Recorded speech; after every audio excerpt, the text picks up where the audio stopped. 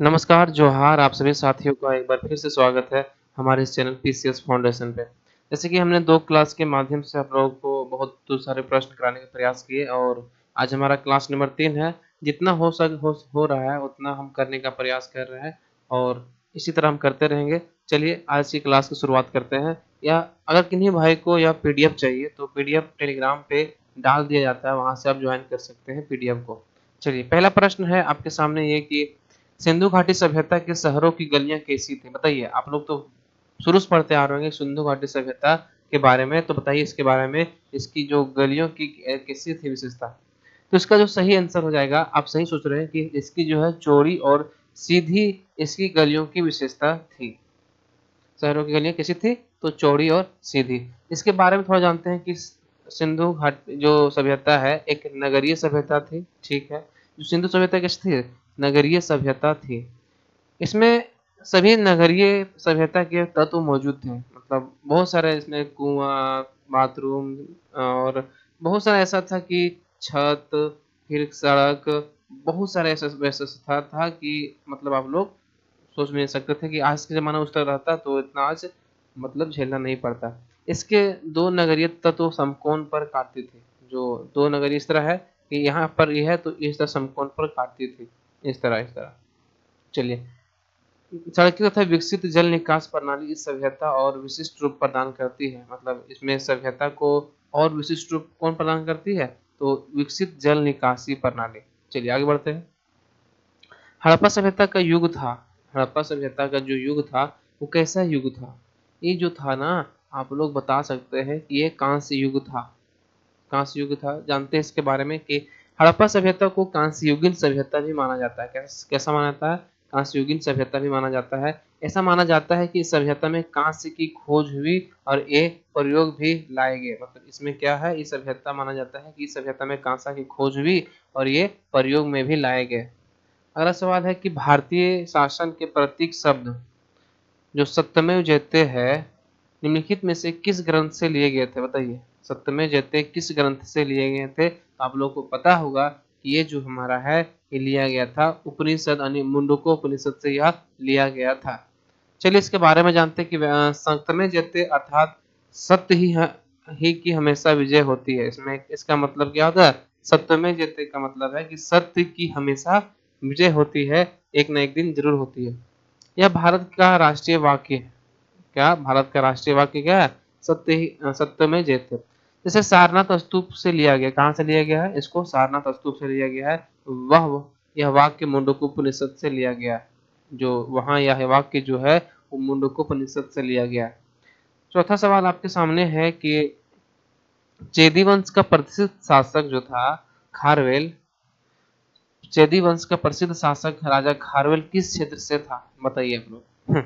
बहुत ही अच्छा क्वेश्चन है। बताइए किस क्षेत्र से था? तो ये जो था यह कलिंग क्षेत्र से ये राजा जो खारवेल थे ये संबंधित थे। चलिए अब बात करते हैं। चेदी वंश का प्रसिद्ध राजा खारवेल कलिंग से संबंधित था। किससे संबंधित था? तो कलिंग से संबंधित था। यह जैन धर्म का अनुयायी था। ये जैन धर्म का अनुयायी था। खारवेल के हाथी गुम्फा या खंडगिरी या उदयगिरी गुफाओं में प्रारंभिक जैन अवशेष मिलते हैं। क्या मिलते हैं? प्रारंभिक जैन अवशेष मिलते हैं। आगे बात करें। मानव के दुखों के अंत के लिए अष्टांगिक मार्ग का प्रतिपादन किसने किया?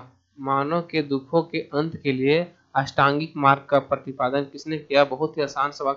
सवाल जो है ना बहुत आसान है, लेकिन इसके थोड़ा सा व्याख्या भी साथ में देखते चलते हैं। बताइए आप लोग। तो इसका जो सही आंसर हो जाएगा, इस गौतम बुद्ध आप सुनेंगे कि अष्टांगिक मार्ग इन्होंने ही प्रतिपादन किया था। गौतम बुद्ध ने मानव के दुखों के कारण के रूप में तृष्णा को बताया। उसमें दुख का कारण क्या बताया? तृष्णा बताया। चार आर्य सत्य का प्रतिपादन किया। कितना? चार है। भगवान बुद्ध ने दुख के निवारण हेतु अष्टांगिक मार्ग अर्थात मंझिम प्रतिपदा और मध्यम मार्ग के विषय में बताया। मतलब जो दुख के निवारण के लिए क्या किया? मध्यम मार्ग का विशेषता मतलब विषय बताया। अष्टांगिक मार्ग के तीन मुख्य भाग है। अष्टांगिक जो मार्ग है उसके कितना भाग है? तीन मुख्य भाग है। तो पहला हो गया प्रजा ज्ञान, दूसरा है शील, तीसरा है समाधि। याद रखिएगा, प्रजा ज्ञान और शील समाधि। आगे बात करें तटीय उड़ीसा का प्राचीन नाम था, बताइए उड़ीसा का जो तटीय का प्राचीन नाम क्या था? तो आप लोग बहुत ही महत्वपूर्ण जानते होंगे, इसको बोला जाता था पहले क्या? कलिंग। क्या? कलिंग बोला जाता था, जो उड़ीसा का जो तटीय प्राचीन नाम था। कलिंग भारत का प्राचीन ऐतिहासिक क्षेत्र था, जिसे महानदी गोदावरी नदियों के बीच के पूर्ववर्ती तटीय क्षेत्र के रूप में परिभाषित किया जाता था। वर्तमान में उड़ीसा तट को उत्कल तट के नाम से जाना जाता है। क्या नाम से जाना जाता है वर्तमान में? तो उत्कल तट के नाम से जाना जाता था। अब बताइए हाइडेस्पिस की लड़ाई किन दो राजाओं ने लड़ी? बताइए हाइडेस्पिस जो आप सुने होंगे, बहुत ही यह युद्ध जो है निर्णायक साबित हुआ था कि हाइडेस्पिस की लड़ाई किन दो राजाओं के बीच लड़ी गई। इसका जो सही आंसर हो जाएगा, ये सिकंदर और पोरस के बीच लड़ा गया। जानते हैं इसके बारे में? सिकंदर और पोरस हाइडेस्पिस की लड़ाई में लड़े थे। यह 326 ईसा पूर्व में लड़ा गया। कब लड़ा गया था? तो 326 ईसा पूर्व में लड़ा गया था। यह भारतीय उपमहाद्वीप के पंजाब क्षेत्र में झेलम नदी के तट पर हुआ था। कहाँ, कौन सी नदी के तट पर यह युद्ध हुआ था? तो झेलम नदी के तट पर। कब हुआ था? 326 ईसा पूर्व में। आठवां सवाल है कि कन्नौज वंश के संस्थापक कौन था? कन्नौज वंश के संस्थापक बताइए कौन हो जाएगा? इसमें जो है कन्नौज वंश का संस्थापक कौन था? तो वासुदेव, या संस्थापक था किसका? कन्नौदेव, कन्नौज वंश का। वासुदेव कन्नौज 773 से 63 ईसा पूर्व। कन्नौज वासुदेव कन्नौज जो थे 73 से 63 ईसा पूर्व ने कन्नौज वंश 772 से 28 ईसा पूर्व की स्थापना की। कन्नौज वंश के शासक थे भूमिपुत्र, नारायण, सुशर्मन। राजधानी था पाटलिपुत्रा। ठीक है ना।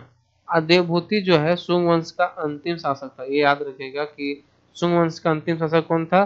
तो देवभूति। निम्नलिखित में से कौन मोरक्को यात्री मोहम्मद बिन तुगलक के शासनकाल के दौरान भारत आए थे? बताइए जो मोरक्को यात्री जो कौन थे, जो मोहम्मद बिन तुगलक के शासनकाल में भारत आए थे? तो इसका जो आप सुने होंगे इब्न बतूता, ये कहाँ के यात्री था? तो मोरक्को के यात्री था। जो किसके शासनकाल में आया था? मोहम्मद बिन तुगलक के शासनकाल में आया था। जानते हैं कि इब्न बतूता जो था मोरक्को यात्री 1333 में मोहम्मद बिन तुगलक के शासनकाल के दौरान भारत आया। वह पुस्तक रिहला, इन्होंने एक पुस्तक लिखा था, क्या नाम था उसका? रिहला।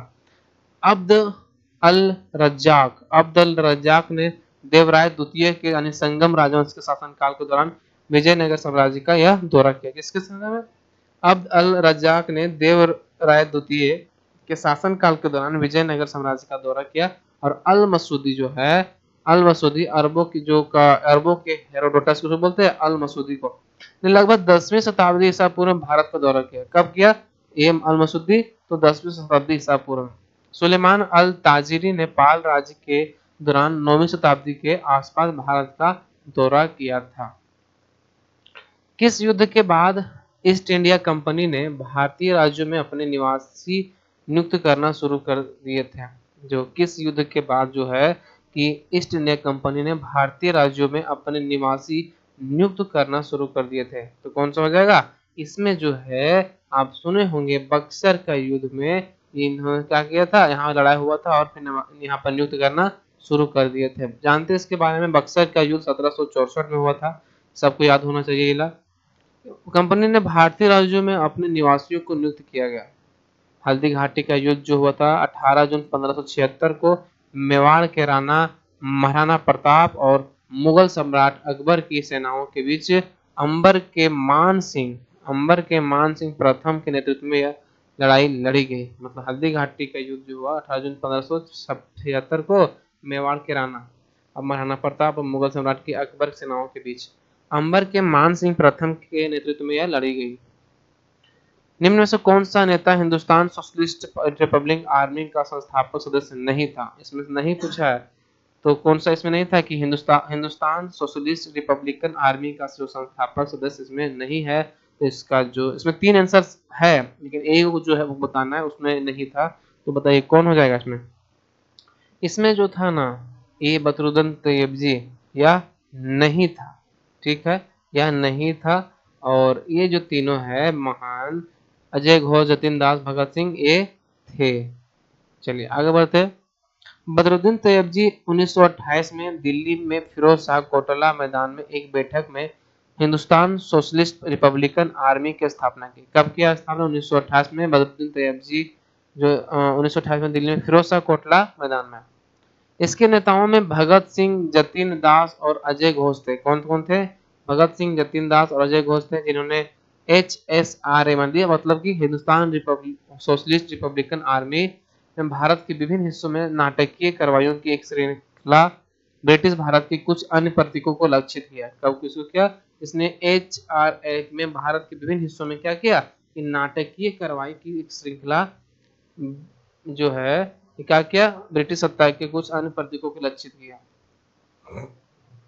अब अगला सवाल है कि निम्नलिखित में से किस वर्ष में भारतीय राष्ट्रीय कांग्रेस ने संविधान सभा की मांग की थी? निम्नलिखित में से किस वर्ष में भारतीय राष्ट्रीय कांग्रेस ने संविधान सभा की मांग की थी? तो कौन सा हो जाएगा? ये हो जाएगा 1934 में हुआ था। भारतीय राष्ट्रीय कांग्रेस ने संविधान सभा की मांग की थी। 1934 में भारत में कम्युनिस्ट आंदोलन के अग्रणी M.N. रॉय द्वारा संविधान सभा के लिए एक विचार प्रस्तावित किया गया। यह 1935 में भारतीय राष्ट्रीय कांग्रेस की आधिकारिक मांग बन गई। 1934 में क्या हुआ कि भारत के कम्युनिस्ट आंदोलन के अग्रणी नेता M.N. रॉय द्वारा संविधान सभा के लिए एक विचार प्रस्तावित किया गया था। यह 1935 में भारतीय राष्ट्रीय कांग्रेस की आधिकारिक मांग बन गई। 1935 में क्या बन गया? आधिकारिक मांग बन गया। चलिए 13 नंबर जो सवाल है कि भारतीय संविधान के किस भाग को भारत का मैग्ना कार्टा कहा जाता है? बताइए।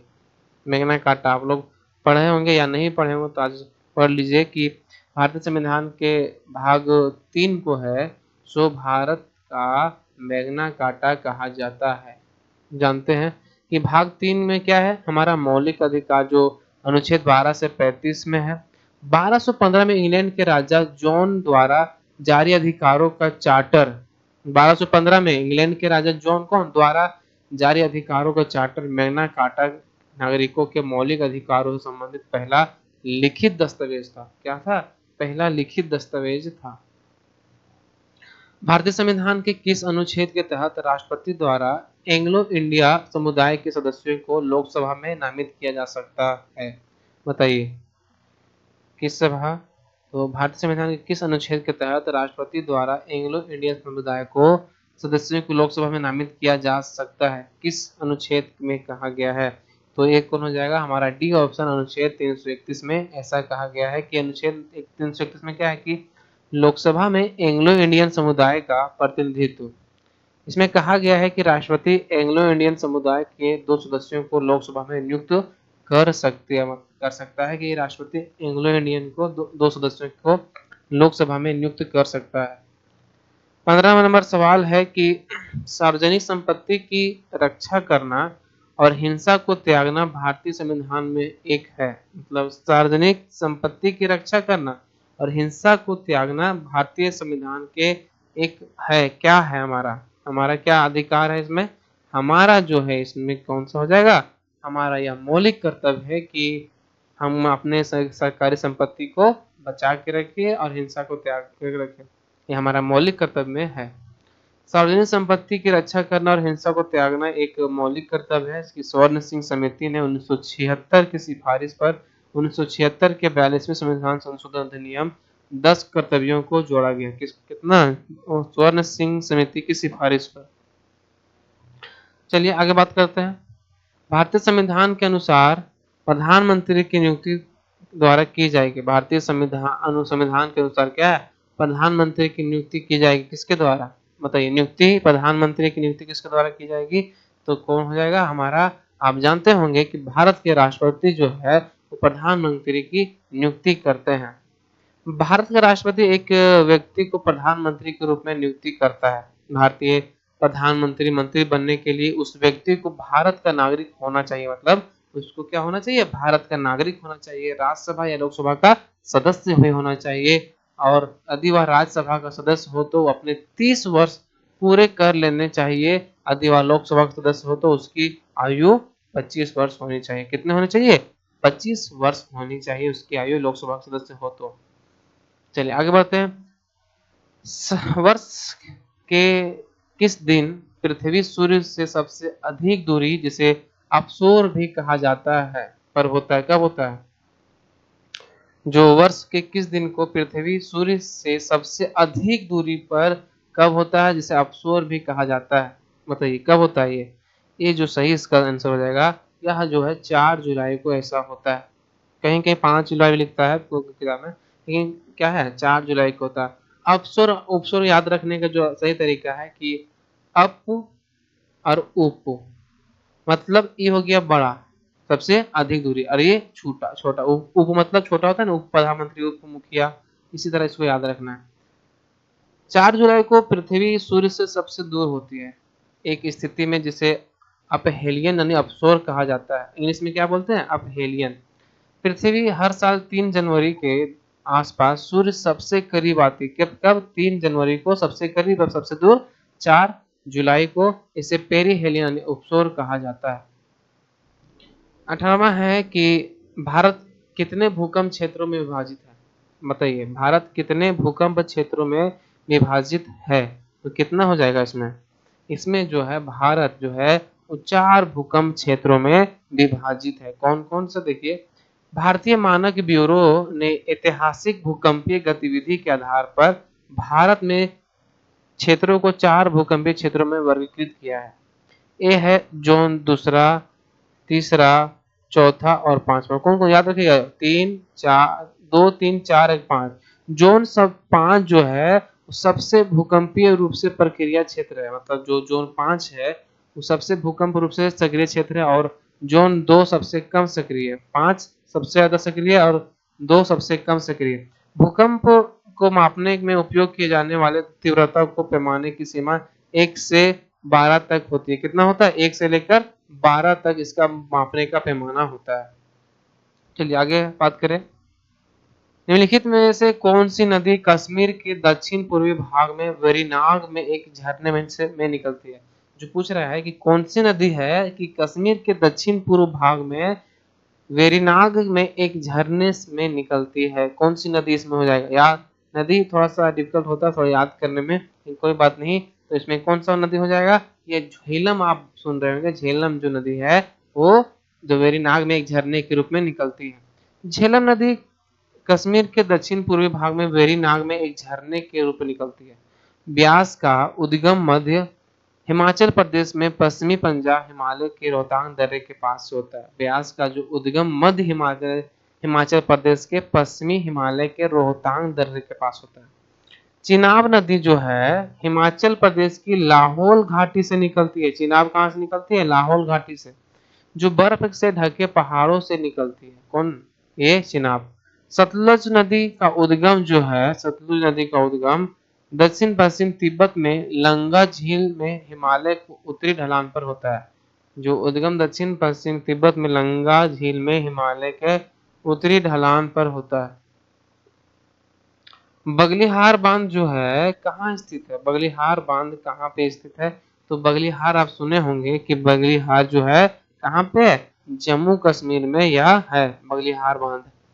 बगलिहार बांध भारतीय केंद्र प्रशासित प्रदेश जम्मू और कश्मीर के रामबन जिले में चिनाब नदी पर एक run of the river project है। मतलब जो बगलिहार बांध जो है केंद्र शासित प्रदेश जम्मू कश्मीर के रामबन जिले में चिनाब नदी पर एक run of the river power project है। अगला सवाल है कि भारत में कॉफी उत्पादन के लिए सबसे उपयुक्त मिट्टी कौन सी है?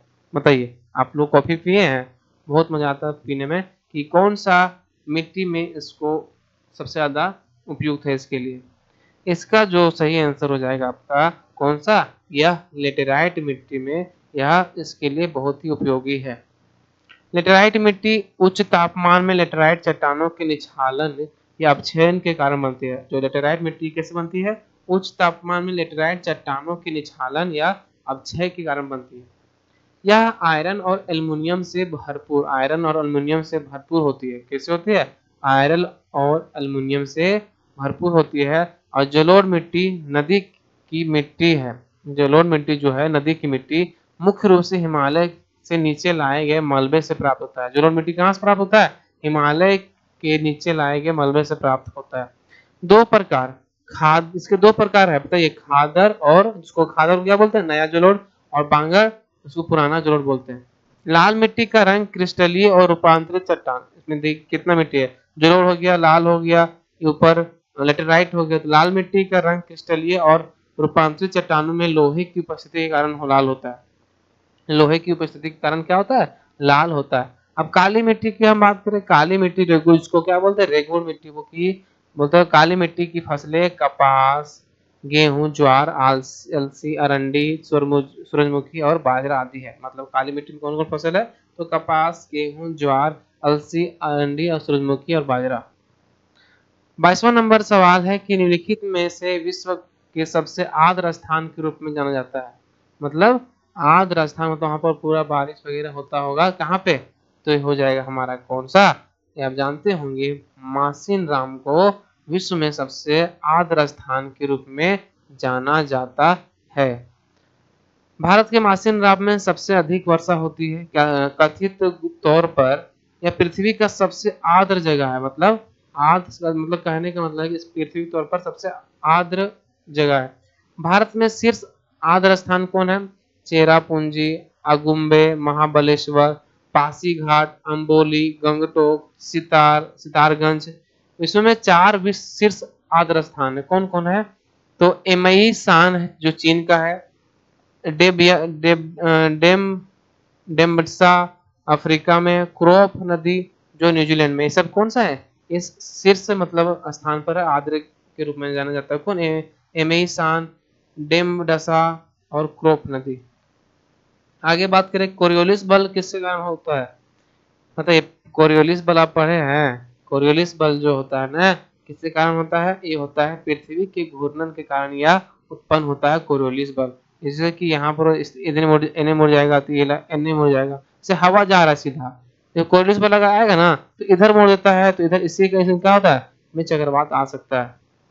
कोरियोलिस बल पृथ्वी के घूमने के कारण होने वाला एक स्पष्ट बल है। इस बल के कारण उत्तरी गोलार्ध में पवनों की दिशा दाईं ओर, देखिए बोले ना, पवन उत्तरी गोलार्ध में क्या हो जाएगा, तो दाईं ओर हो जाएगा, और दक्षिणी गोलार्ध में यह हो जाएगा बाईं ओर हो जाएगा, और बाएं पवनों का विक्षेपण होता है।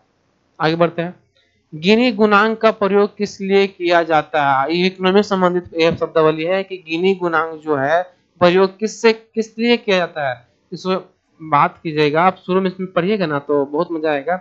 गिनी गुणांक जो है ना वो आय की असमानता को मापने के लिए किया जाता है। गिनी गुणांक जो है ग्राफ बनता है तो आय की असमानता को मापने के लिए किया जाता है। आय की असमानता को मापने के लिए गिनी गुणांक का उपयोग किया जाता है, जो जीरो का मान पूर्णतः समानता का प्रतिनिधित्व करे, जो जीरो मतलब समानता, और 100 का मान पूर्णतः असमानता का प्रतिनिधित्व करती है। 100 है, किसी पर 100 जीरो पे तो क्या असमानता है ना। अब 25 नंबर जो सवाल है कि निम्नलिखित में से कौन भारत की मौद्रिक नीति बनाता है, तो आप सभी जानते हो कि बैंकों का बैंक भारतीय रिजर्व बैंक जो है ये मौद्रिक नीति बनाता है। जानते हैं इसके बारे में, भारतीय रिजर्व बैंक भारत में मौद्रिक नीति तैयार करने के लिए जिम्मेदार है। जो रिजर्व बैंक आरबीआई है वो क्या है, मौद्रिक नीति तैयार करने के लिए जिम्मेदार है।